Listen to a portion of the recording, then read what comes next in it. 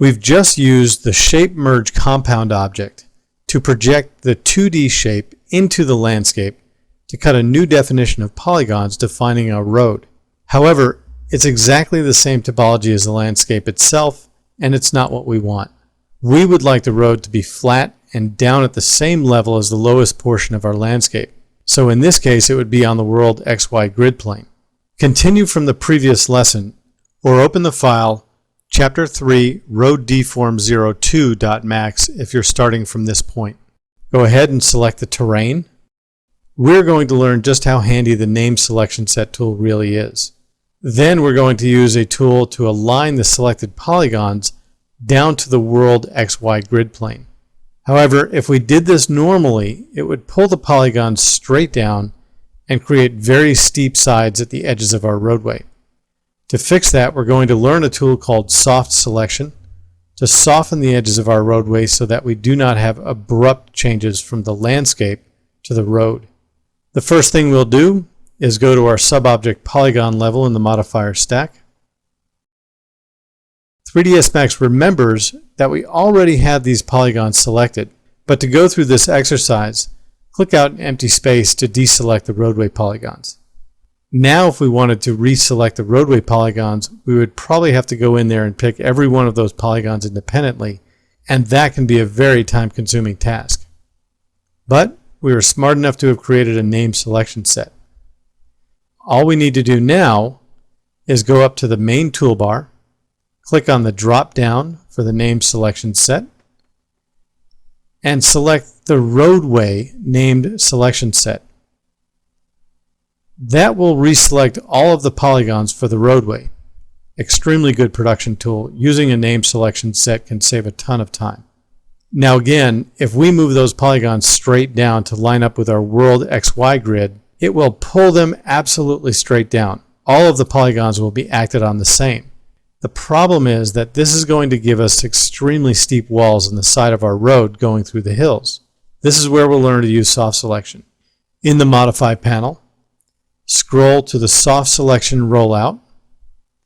If it's not open, open up the Soft Selection Rollout. In the Soft Selection Rollout, click the Use Soft Selection checkbox.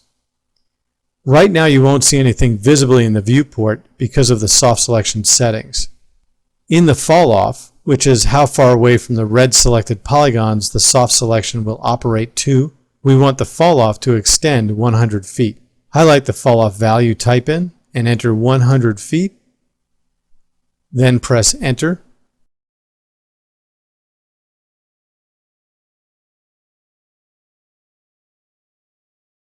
Now you can see in the wireframe viewports what appears to be a multicolored band of polygons.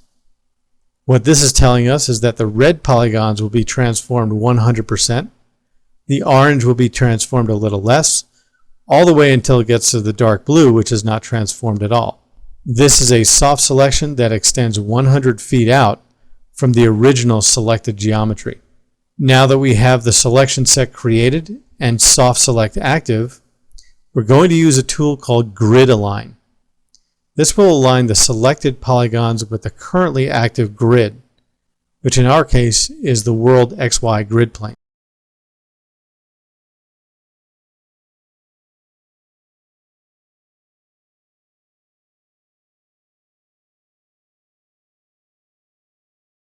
Click on Grid Align, and you'll see that the polygons are transformed straight down onto the level of the grid surface. You'll notice that we have nice tapered sides that are caused by the soft selection.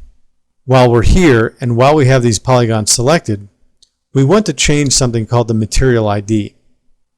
Each polygon in a 3D object has a material ID assigned to it that can be associated with materials. All the polygons in this geometry are set to Material 1 by default. In the Modify panel, scroll the toolbar until you get to the Surface Properties rollout.